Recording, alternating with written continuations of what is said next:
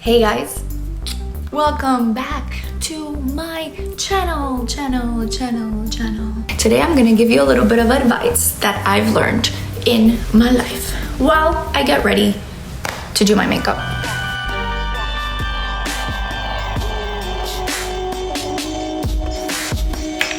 So we're gonna start off with my first advice. So if a positive quality about somebody is bothering you, then the problem isn't the person, the problem is you. Sometimes we encounter these really positive people and there's something about them that bothers us, right? We're like, what the hell? Why are they being so positive? Or why are they being nice about this certain situation when I would normally be mean? Don't do it. Don't fall into that trap. Accept people, especially the positives. Number 2, don't be embarrassed to do what's right. I know it seems dumb, but I've seen so many people being embarrassed about doing the right thing because it doesn't seem cool. Just think about a time that it happened to you. Number 3, don't buy an ice cream maker. Don't do it. Don't do it. The ingredients are more expensive than the actual ice cream. Number 4, don't start another CBD brand. There's so many out there and we don't need another one, okay?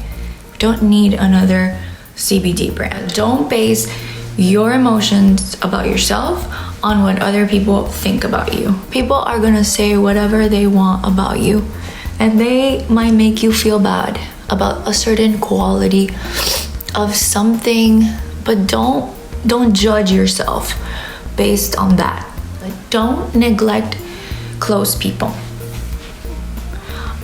There's gonna be times in your life where you're gonna go through hard situations and maybe you're even neglecting yourself. Try to be there for the people that are there for you. I know that sometimes we can't always be there, but don't neglect them. Because when you need them, they're gonna remember that. And then you're gonna lose a lot of people. Number 7, personally, I cannot deal right now with emotionally unstable people. People who are nice to you one day and the next day they're giving you an attitude. You know, it's okay, we're all going through our own struggles, but consistent friendships are the best. Yeah, just stay away from toxic people. Sometimes you can be the toxic person, sometimes I can be the toxic person, but if you have close friends, they will tell you and they'll put you in shape and you better listen. Another one that really bothers me is flakiness. Yeah, I know, I understand. We can all be flaky, especially in this city, in Miami, where the traffic stinks. Okay, so one thing about flakiness is that traffic is so bad that sometimes we're like, okay, we planned this today, but damn, the traffic, it's gonna take me 50 minutes to get there. I'm sick, you know, that kind of flakiness. And I understand, totally acceptable. However, try to truly commit to an event or a person when you make that plan. And what I mean is rain or shine. You know how in water parks, they have this thing called rain or shine, you know, you don't get your money back. That's what I mean. Find friends who, rain or shine, they're gonna be there for you. You know, I know it sucks, but to cancel on people, and sometimes we do it, and I've done it. You know, I'm not saying like any of these things because I haven't done them. I'm saying them because I have done them. But what I've learned is that it's much better to not make the plan at all than to make a plan that is like there's a 50% chance that you're gonna cancel. Make less plans that you're willing to stick to. So, you know, there's a point in my life where I have been this person, this annoying drunk person in the party, or, you know, not too much, but I have done it. But right now, I wanna cut my alcohol consumption a lot, and I want that to be part of my lifestyle. So in my opinion, if you are also on that path, then you should try to cut these situations where they're gonna lead you to consuming alcohol too much of it or partying too much. Number 10, be there for your mental health first. So if you're hurting, and maybe you can't answer in the way that you would want to, you're gonna give a bad response, just tell your friends, tell them that, listen, I'm not in the best mental health place right now, and I really need, I just need some time for myself to heal. And I think that's very positive. I think that if you let people know what page you're on, that people will respond. People, I mean your close friends, not everybody, but your close friends will be there for you and they'll support you. Because healed people heal people. Wounded people wound people. So if you're coming from a place of healing, then you're gonna be able to provide your best self. This one is very particular. This is for you guys out there who do acting gigs, who do gig work. For me, it's acting, but for you guys, like photography, whatever it is that you do that's gig related, don't work for free. That's my overall consensus. What I've learned is that when you work for free, you just become resentful of what you're doing, and you're not appreciated ever. Very rarely will they ever hire you for pay. They'll probably just find the next person. Like if you come at them, if you did it for free once and then you come at them the next time and you're like, well, this is my fee, they're gonna be like, no, next. Thank you, we'll find another one like you, but that is willing to do it for free. I'm telling you, no amount of exposure is ever gonna be worth working for free. And besides, you're getting companies used to people that can work for free, and it ruins companies' outlook on like this kind of industry, because if they can find it for free, why pay for it? That's why in Miami it's so hard to find good acting gigs that pay well, because there's always somebody that can do it cheaper or that can do it for free. So don't be part of the problem, be part of the solution. They'll tell you that they're gonna give you exposure, right? Okay, if you have enough exposure, then you have enough money. So then pay me, okay? I can't pay my gas with exposure. I can't pay for my groceries with exposure. Another tip is be honest about your economic situation or financial situation. So if you're looking for a job, if you are not doing so well right now, talk to your friends. Maybe you can't go to the fanciest restaurants, meet them halfway, or maybe you can't go to all the experiences that they want to go to at the moment. In the future, you'll be able to do it, you'll be able to reciprocate, but in the moment, just tell them, be honest. I think this all goes back to open communication and being honest. As long as you have a open communication, then you are adulting, my friends, and you are gonna keep your friends, because honesty, it really is the best policy, especially if you're honest to yourself. Don't live in denial. Get out of it. It's a bad island. You're gonna drown, okay? Get out of denial. Book a one-way ticket out of denial. Whether it's about a relationship, whether it's your own family. If you are living in a toxic atmosphere where somebody isn't treating you right, give them a little time out. Give them a little break. Separate yourself from the situation. Look at it clearly and objectively. Don't live in denial. Denial, it's not showing you the reality of the situation. If you are living in denial, realize it and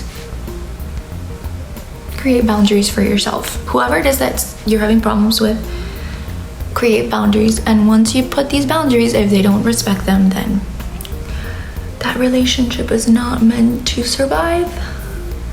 And if it ever happens in the future, it will have to be something else, a better relationship. Number 14, don't give too much in a relationship that is not giving you anything. This matches with living in denial, because like sometimes you give so much to a certain person or relationship and they're not giving anything back to you. You're resenting them and you're feeling really shitty about yourself when you're the one that's giving. So stop. take a step back. Number 15, not everyone is gonna care about the same things in your friend group. Some people are gonna wanna party. Some people are gonna wanna go to restaurants. Some people are simply homebodies. You know that book, Love Languages? I think that applies to your friendship and your family too. Because we focus so much on trying to be the perfect partner for a significant other that we forget that we can also be perfect partners for our friends. Get to know them. I mean, we're already old enough to pick and choose who we want to give our time to. And, you know, if it suits you. Yes, it's all about the healthy communication patterns. So as long as you are expressing yourself, your needs, wants, and desires in a healthy way, then a healthy friend, a healthy relationship will understand and actually be happy that you are expressing your true, honest self. And honesty really limits the gossip between friends. Like, you're not gonna be gossiping if you actually tell the honest truth. Number 16, don't take shit from people. And that doesn't mean to be like, yo, I'm not taking your shit. No, it just means to politely be like, doesn't serve me, and I'm gonna remove myself from the situation.